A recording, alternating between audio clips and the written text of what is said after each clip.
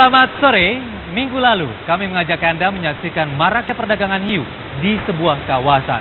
Hiu diburu dan diperdagangkan secara bebas untuk diambil sirip, daging maupun anggota tubuh lainnya. Ternyata selain diekspor, hiu juga diperdagangkan di swalayan dan juga pasar-pasar tradisional.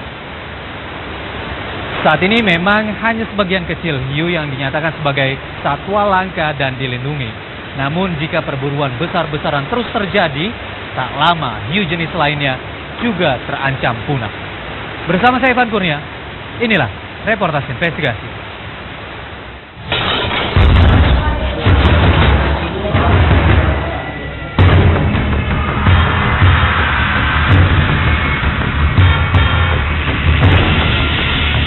Pada episode sebelumnya, kami menemukan fakta di lapangan tentang penangkapan hiu besar-besaran yang masih terjadi.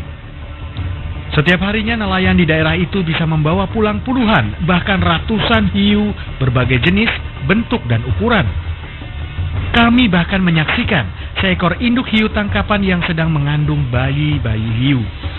Semua bayi hiu itu akhirnya dikeluarkan dari perut sang induk. Sungguh mengenaskan nasib bayi-bayi hiu tersebut. Belasan anak hiu pun mati sia-sia.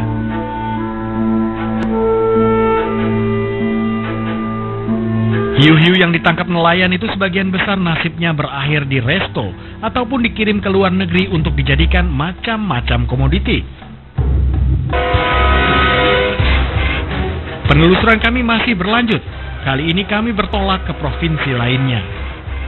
Sesampainya di sana kami dapat melihat pelang bertuliskan larangan menangkap hiu dan hewan-hewan laut yang dilindungi lainnya. Beberapa orang di sana enggan membicarakan hal ini secara terang-terangan.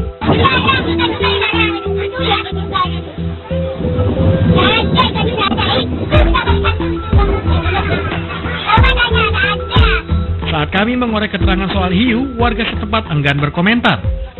Mereka berkilah bahwa saat itu bukan musim hiu. Padahal selama kami liputan di lokasi sebelumnya, hiu terbilang mudah didapat. Saking tertutupnya warga, mereka langsung curiga karena kami bertanya-tanya soal hiu. Kami pun dilarang mengambil gambar. Kami akhirnya berdalih hendak mencari kuliner hiu. Barulah warga memperbolehkan kami melihat-lihat.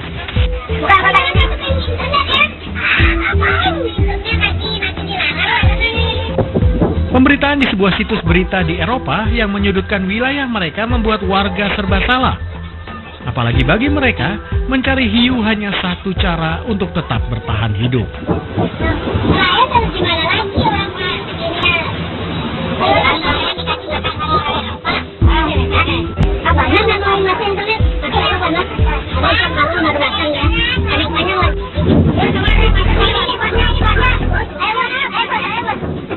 Warga yang kami temui kemudian menuntun kami masuk ke tempat bandar ikan yang tak jauh dari situ.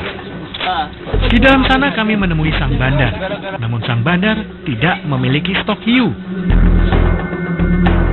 Di tempat yang dituju, kami pun menemukan jawaban yang sama. Tak jauh sebelum pasar ikan, kami melewati sederetan restoran makanan laut. Kami pun singgah, mencoba menelusuri apakah mereka menjual ikan hiu atau kuliner dari ikan hiu. Sayang, saat kami masuk ke 1-2 toko, jawabannya sama, sedang tidak musim.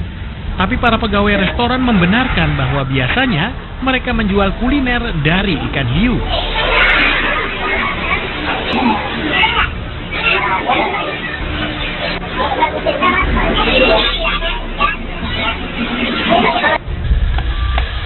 Dengan rasa ingin tahu yang masih membelit, kami lalu mencari nelayan yang dikenal sebagai pemburu hiu. Sang nelayan yang namanya kami samarkan menjadi Ihuk, sayangnya sedang banting setir. Ia memilih menjadi nelayan biasa karena sekarang hiu semakin sulit dicari. Kami membujuk Ihuk untuk memperbolehkan kami ikut dalam perahunya. Bermodalkan perahu kecil miliknya, kami pun bersiap-siap melaut. Segala persiapan dari kail, umpan, bahan bakar minyak, dan perbekalan pun tak lupa disiapkan. Senja hari, kami pun berangkat. Ihuk adalah nelayan sejati. Sejak kecil ia sudah terbiasa melaut. Peralatan yang ia gunakan sangat tradisional. Sejak menjadi nelayan hiu, baru 2 tahun terakhir ini ia menemukan fakta betapa sulitnya memancing atau menangkap hiu.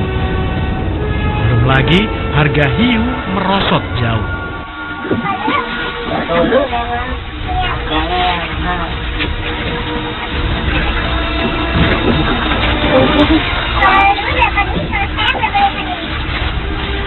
Dulu yang harga 3 juta, sekarang nggak sampai, sudah 1,5. Nggak tahu. Nggak tahu. Kan katanya udah jarang, makanya nggak harganya nggak itu harganya murah. Ketika harga hiu masih bagus, ia bisa membawa pulang 9 sampai 11 ekor hiu.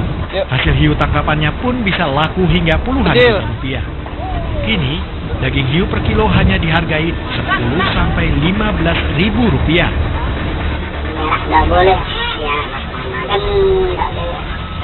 Kalau di Maalo kan sekarang didenda, dia bilang kita mengalir. Orang kan berhenti, jangan bilang hiu, nggak boleh ditanamkan. Terkadang justru hiu sendiri yang masuk ke jaringnya. Ihuk pun tak bisa berbuat banyak. Keterbatasan modal pun menjadi alasan utama. Di selatan juga sering 4 kali kita cari kerapu, kadang dia yang kena hiunya. Iya juga, kan lumayan juga kan. Karena minyak sekarang mana bisa jalan kalau tidak punya modal 2 juta sekali jalan. Itu aja kadang pergi.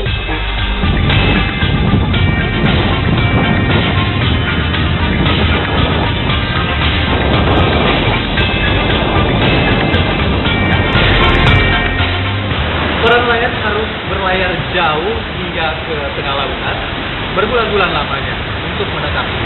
Saksikan terus reportase Best Guys.